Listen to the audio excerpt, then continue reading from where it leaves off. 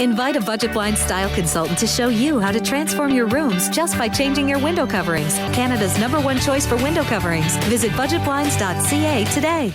Good evening. Lloydminster RCMP are implementing a plan to make your streets safer. Inspector Suki Manj presented the crime reduction strategy to City Council yesterday.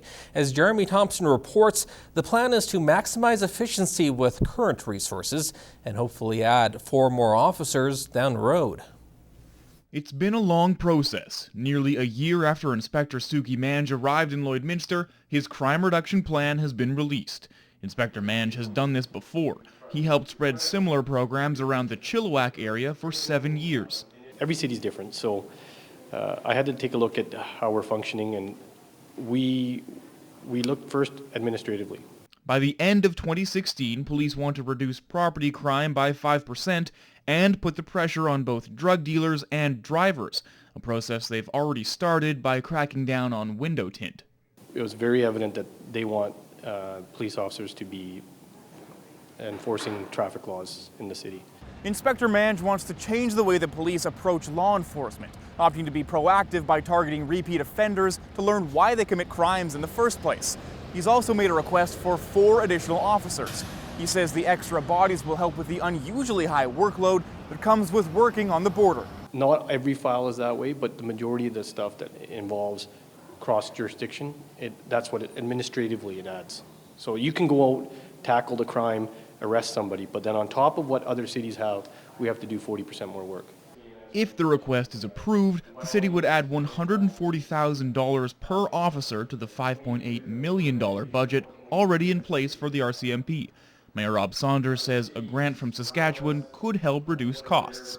Well, it's highly important to get provincial support for any initiative, especially one as costly as moving forward with additional officers. Overall, Council is all for the new policing approach. It's very proactive, and we appreciate that. Jeremy Thompson, Newcap News.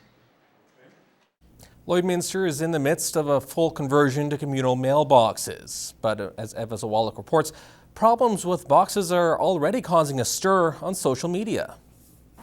On Monday, Canada Post announced that about 5,000 residential addresses will be converted to community mailboxes by the end of next year. Where I used to live, we had communal mailboxes before, and it wasn't a big issue once people got used to the idea of going down the street to get your mail. In Lloydminster, there's already close to 5,000 addresses that are served by a community mailbox. So with the additional 5,000, we'll look at about 10,000 addresses served by a community mailbox in their neighborhood. But today on social media, there are questions about the security of our new mail delivery system. My daughter and I were walking to the mailbox for our weekly mail, and I noticed one of the doors were open and it was really windy, so we kind of just pushed the mail back in, and I looked around and saw a phone number on there, and we walked back home. I dialed the number and spoke with a very nice gentleman. So we take security of the mail very seriously, and this is still, it's a small problem, mostly concentrated on the Lower Mainland in Vancouver, and it's less than a percentage point, but it's still very serious, and that's why we work with local police and to find the people at the source, the criminals. I was concerned that they wouldn't do it right away because it was after 5. They said, no, we will take care of it. We have an after hours kind of an emergency type line.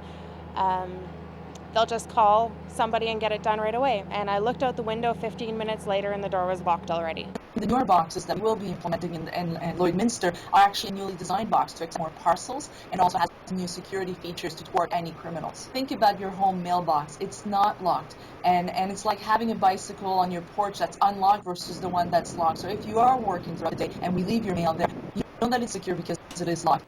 In the next couple of days, the houses that are being affected will be getting a letter from Canada Post explaining the process. Eva Zawalik, Newcap News. Canada Post says 20 to 40% of the time, existing communal mailboxes have been moved to a more suitable location based on feedback from the people in the community. Well, residents in the border city won't have to imagine it much longer. Yesterday, Council awarded the design process of a new cultural and science centre to S2 Architecture and Keith Williams Architects. The design will be for a new building at the current location. Councillor Larry Sowers says the cost of renovating the old site would be substantial. What we have are some structural defects, but we've had trouble with water damage, and so, as we said, part of that is is a site evaluation in there too. Council budgeted $150,000 for the design project, despite arts and culture being ranked last on a community survey of priorities last year. Sowers says there will be a public consultation every step of the way.